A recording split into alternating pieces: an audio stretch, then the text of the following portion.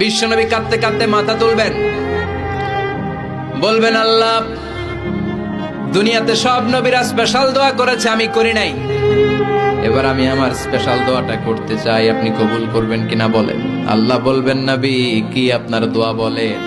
বিশ্বনবী বলবেন, আমার একটা উম্মত যার অন্তরের মধ্যে যাররা পরিমাণ ঈমান আছে, একবার আপনারে আল্লাহ বলে ডেকেছে, একবার আমি বিশ্বনবীর উপর দুরূদ পড়েছে, একবার শাহাদাতের বাণী আমার যে গুনাহগার উম্মত দুনিয়ার বুকে থেকে ঘোষণা দিয়েছে, ওই একটা উম্মত যদি জান্নাতে ঢুকতে না পারে, আপনি আমারে জান্নাতে ঢুকাতে পারবেন না।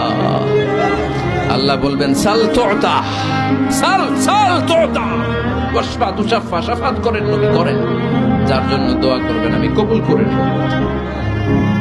দুনিয়াতে বিশ্বনবী কম কষ্ট সহ্য করে নাই। 3 বছর শিয়াবে আবি তালেবে জেল খেটেছে। কয় বছর? দুর্ভিক্ষের বছরগুলোতে বিশ্বনবীর পেটে দানা পানি ছিল না। কলিজার টুকরা হাসান হুসাইন কই মাছের মতো ছটফট করেছে, জামিনে ক্ষুধার জ্বালায় বেহুশ হয়েছিল। বিশ্বনবী যদি ওই স্পেশাল দোয়াটা করতেন, জান্নাত থেকে খাবারের বস্তা পাঠিয়ে দিত কে? ওই দোয়া করছিলেন? জেলখানায় আল্লাহরে বলছিলেন, আল্লাহ স্পেশাল দোয়া করলাম, জেল থেকে মুক্ত করে দেন, করছিলেন? যুদ্ধের ময়দানে নিজের দাঁত ভেঙেছে, উহুদের ময়দান সাক্ষী, বিশ্বনবীর মুবারক রক্তে উহুদের ময়দান রঞ্জিত হয়েছে। সেদিনও বিশ্বনবী ওই দোয়াটা করে নাই। চিল্লায় বলেন ঠিক কিনা?